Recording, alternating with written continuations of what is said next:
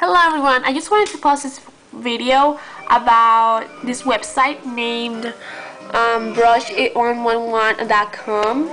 It's brush, I don't know, too many ones. They sell MAC makeup. I don't know if it's real. That's what I want to know.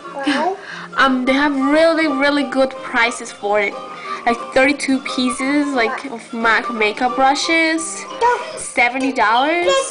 Eyeshadow, 100. MAC pigments right here. Really cheap. Many of them.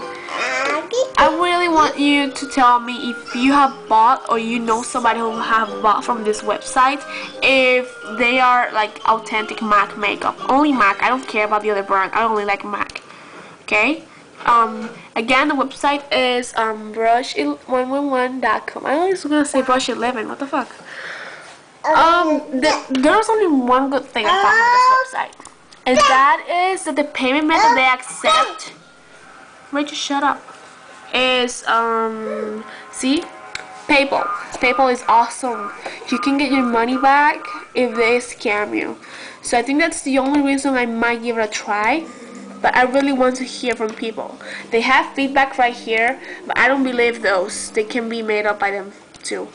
So I want to hear from you, real people. Please tell me. Thank you for watching.